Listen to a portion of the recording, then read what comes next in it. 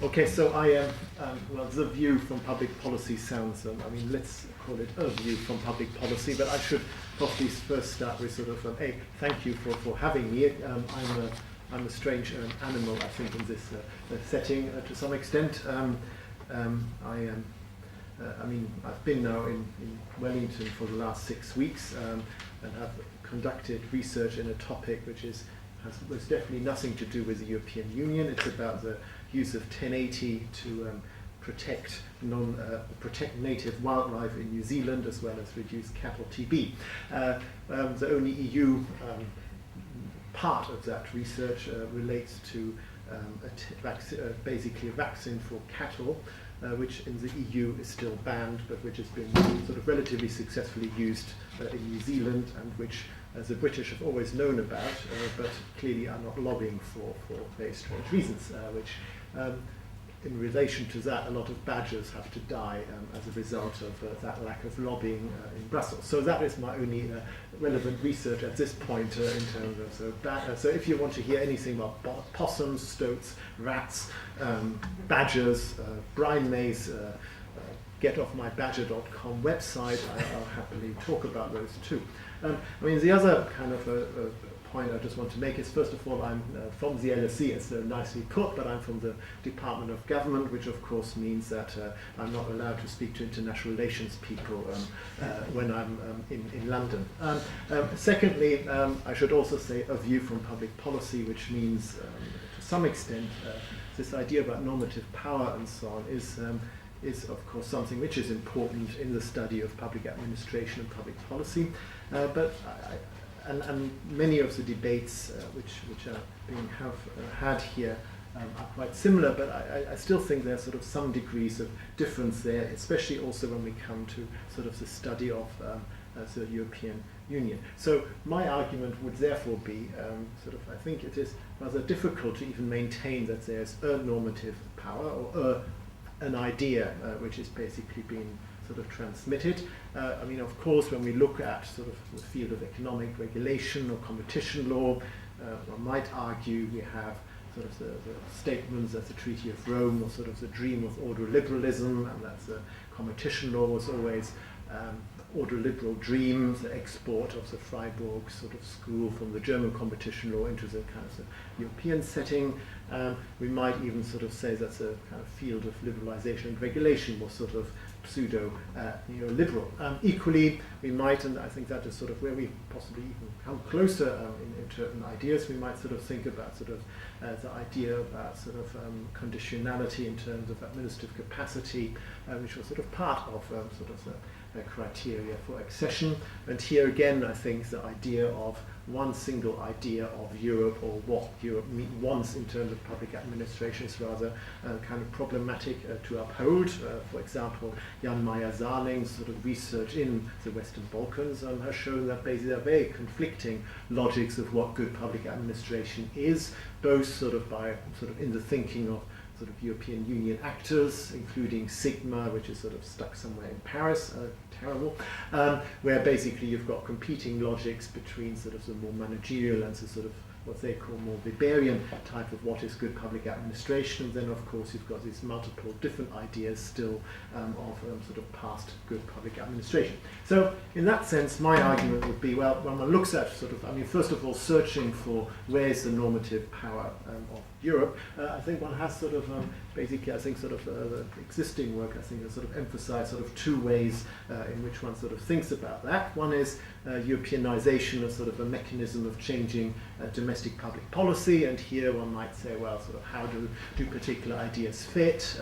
People use, let's call it a typology, I think, more rather than sort of from the theory of institutional isomorphism. This idea, is it sort of coercive? Is it mimetic? Is it normative? So mimetic being sort of bureaucratic learning, normative being sort of a degree of professionalization. And here again, I think or is it basically just domestic tipping points and people sort of taking the idea sort of from somewhere in order to win their own domestic battles? Of course, here I would argue, we all then found out that basically directives are not that coercive after all, so therefore we then said it's not that coercive. Transfer and learning, kind of, and people got very excited by experimental governance and so on. And again, I suppose we really haven't yet done sort of the kind of research whether really this learning takes place and is really then sort of transformed into the domestic kind of level. And normative too, I'll say something in a second. Now, secondly, one also might argue, well, why do we observe this sort of European space complying, in the political science word of the word compliance, which no socio-legal scholar would accept as being compliant, but in any case, the idea about sort of how do European member states and others adapt to kind of basically these kind of ideas. Again, I suppose we come up with this idea it's all very differential, and we might have sort of more institutional arguments, it's about structures, we might have more about interest groups, but we might also argue there's something ideational here about this, namely about sort of what is it basically, about what is sort of good public administration, what is it when we think about infrastructures and so on. And then finally, and that is I think where I think sort of the interesting question for me from public policy is maybe we should think about sort of as contested ideas or ideational approaches as sort of contested logic. So give up this idea that there's one single idea or sort of set of frameworks which basically has a clear sort of direction of where sort of change should go, but rather that sort of Europe might, apart from all the kind of interest groups and other kind of institutional politics, as also competing ideas about what is sort of good practice attached to it. So in that sense, I would also argue that this whole idea about what sort of is represented in the latest work on discursive institutionalism and sort of the persistence of neoliberalism and so on is basically kind of not particularly helpful, because it assumes that there is a single sort of undisputed sort of concept out there, but rather I would say there are at least three. And these three, and here is a, let's call it a Venn diagram to sound very scientific, or three Easter eggs if you want to call it otherwise. So basically, I mean, my argument would be that sort of if one sort of thinks about sort of this idea about sort of what is here the normative power of different conceptions about public policy and administration, I would argue that any form of, let's call it Europeanization, deals with at least sort of three key kind of in three areas where in itself you will have plentiful of contestation about what is sort of good about this. So I would argue in particular sort of the field of multi-level governance is this debate about sort of at what level should someone do something. So that is basically, you might say, sort of the federal or non-federal, or should something be shuffled upwards, downwards, and so on, the differentiation, or which other people call the dispersion of authority, and what is sort of the appropriate dispersion of authority across different levels, and this kind of debate here. And here again, when one sort of looks at policy areas, you might argue that in certain areas we find more conflict about this, at what level should authority be dispersed, than actually about the practice of dispersion. So if you look at, for example, maritime safety, the key conflict there seems to me not about how to control a ship or inspect a ship. It is really, do these people in Brussels really can tell me what kind of forms to fill in, although actually kind of they don't really tell me something about what is a good control. So in that sense, it seems to me the conflict seems to be more there than in the kind of the other field, which is what I would call the regulatory state contest. I mean, this is regulatory state, of course, this idea of having kind of regulatory agencies at the national level, but you might also look at sort of the spread of agencies which have not really coercive power at the European level, but also I would include in the regulatory state here the increasing logic of European regulation, and that is basically pushing regulation downwards. So if one sort of looks at the regimes, I will briefly talk about in a second, there the kind of dominant regulatory style is make basically the Europeans check, or the European level checks on member state compliance with European norms. The Europeans don't really sort of check straight in the slaughterhouse whether the slaughterhouse is clean. It is far more interested in how do member states basically deal with food safety at their own system. And equally at the national level, there again you've got this kind of delegation into private organizations about them themselves being self-compliant basically, or self-regulating, and the member state or whoever is the level of authority there checking on compliance. So in that sense, a regulatory state in itself is about competing control logic. So how do we basically control? Is it more prescriptive? Is it more self-regulatory? Is it sort of in a more competitive form? And here again, we find completely very different kind of conceptions about what is a good control style, what should be basically the power of so-called non-majoritarian agencies and so on. And in other areas, in European regulation, you will find far less contest about who should do what, but far more about the contestation about what is kind of a good control kind of function, how should inspection and so on be conducted. And then finally, possibly less associated with sort of the European Union, but I still think very important in basically informing, you might say, a conflict between multi-level governance questions and regulatory state, are ideas about performance management. And that is sort of the idea about sort of how do we league table, how do basically people get measured, or organizations get measured, how do they compete against each other. And some people indeed argue that, for example, when one looks at European agencies, that why is it that management boards don't really give a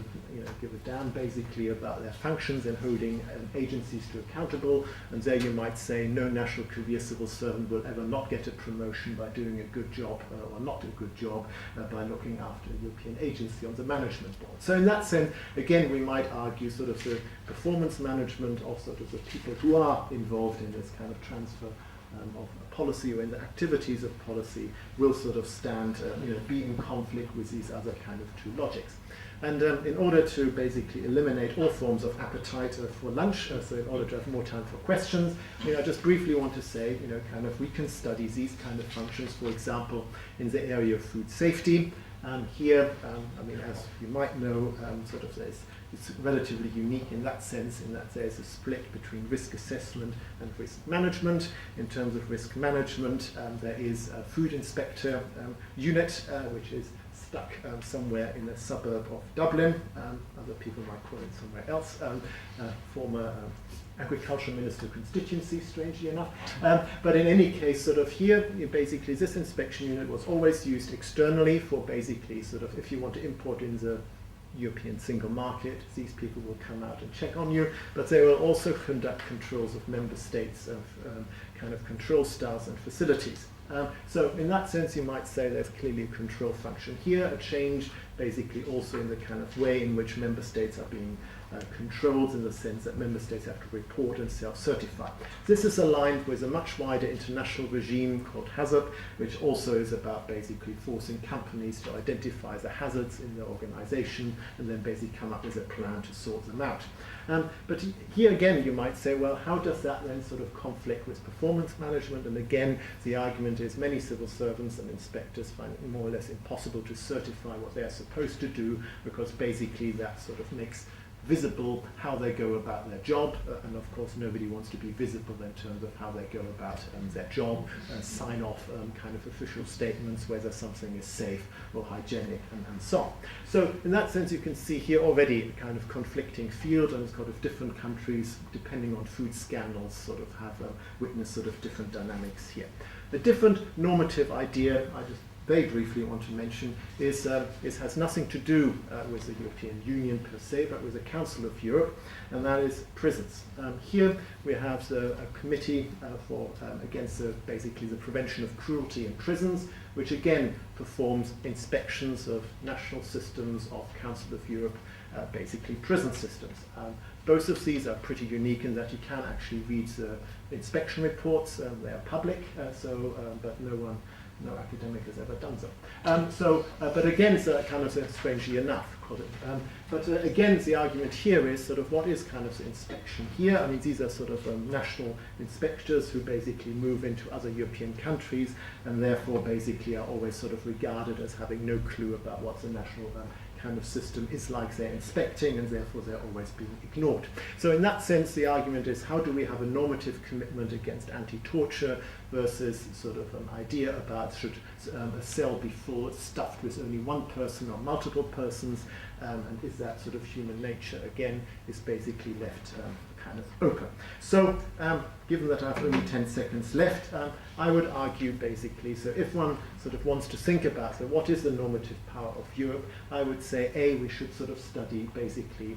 the kind of the conflicts between these kind of different areas in which basically competing ideas take place, and possibly then focus on these kind of areas of overlap where basically ideas clash. And having said that, therefore, I would also argue that basically, therefore, the normative power of different ideas, what good things are which come out of Europe, will always be in contest, because there will always be a conflict between levels of authority, levels of basically how we sort of measure performance, and levels of how we measure